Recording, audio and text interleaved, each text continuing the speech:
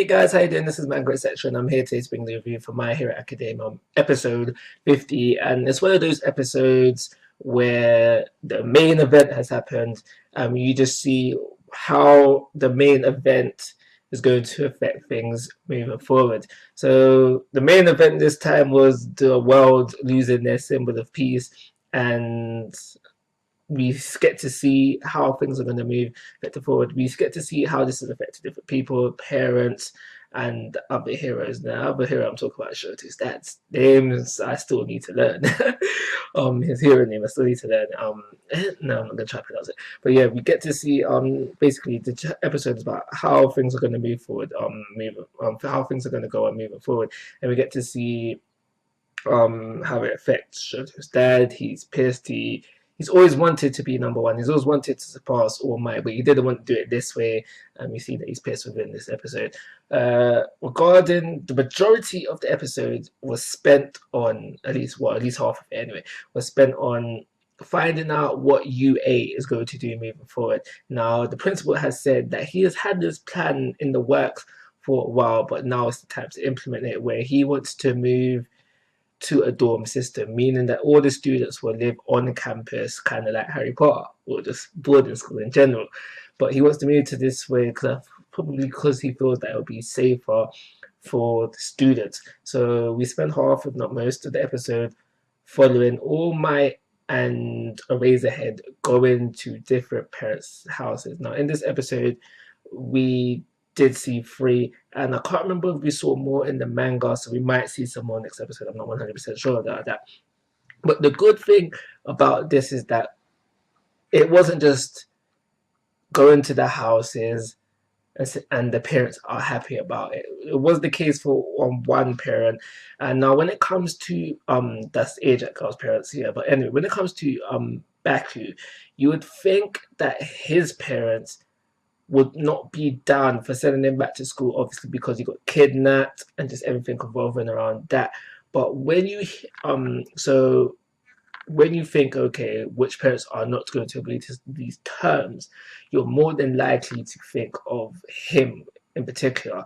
But when you find out the reasoning for why their parents are okay for him to continue on going to UA, it is quite a reasonable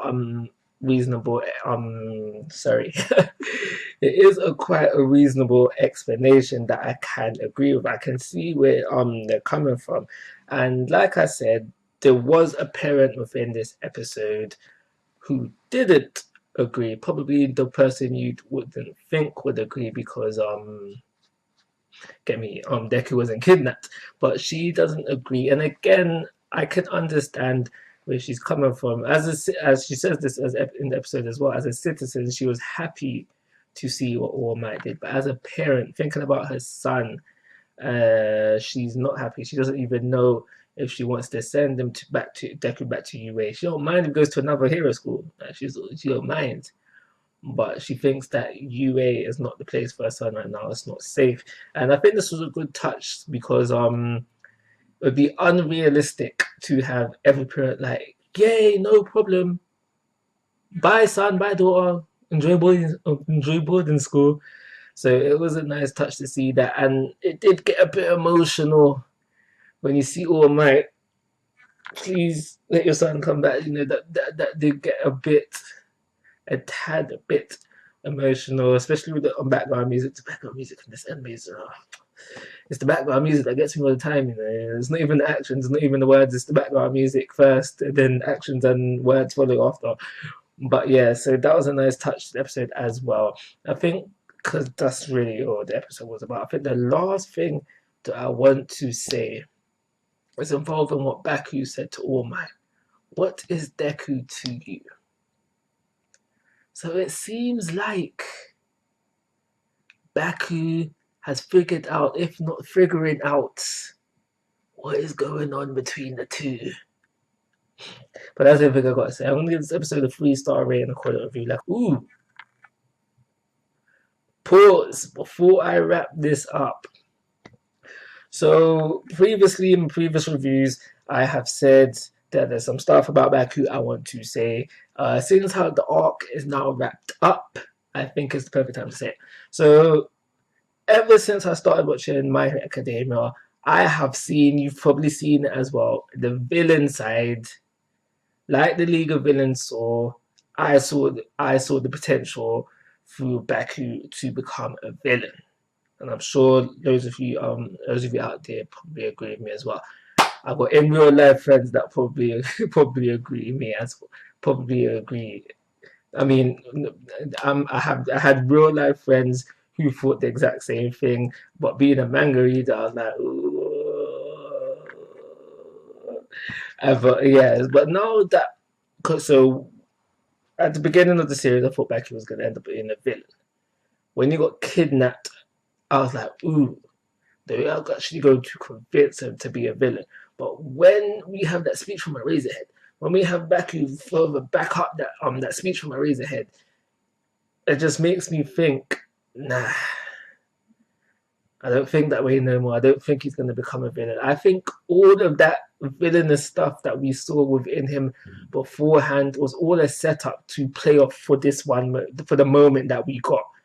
So I don't think he's going to be a villain. I think that's just his attitude, and that's just the way he is. And like I said, all of that you thought was set up for him to become a villain, but I think it was just a play off for this moment. And slight spoiler alert: going forward within the manga up to there has been nothing more of a hint or evidence wise for Baku to become a villain. So I personally think, yes, at first I didn't think he was become a villain, but now I don't think he's going to become a villain. I just think that's literally the way he is.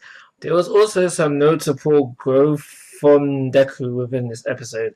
So at the beginning of the series, obviously, All Might fanboy. I'm not saying that he's not an All Might fanboy anymore, but he wanted to follow directly in All Might's footsteps, which meant go into UA.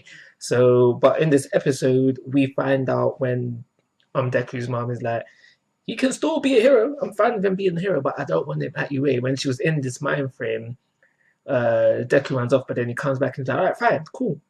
It doesn't have to be UA. I don't mind going to another school. And we get to see that progression, that character development for Deku, because at the beginning of the series, he is firmly within All Might Shadow, but within this episode, we see he's willing to step out of All Might Shadow. It's almost like at the beginning of the series that Deku was idolizing him, idolizing All Might, but now we can. I'm not saying that this is the case, but I'm saying that seeing as how Deku is able to step out of All Might Shadow via going to a different school, maybe it's just a thing where Deku now only looks up to All Might instead of idolizing him and willing to do what he needs to do to become a great hero. It's almost like before he wanted to be All Might, but rather now he looks at All Might as a blueprint to what he needs to do.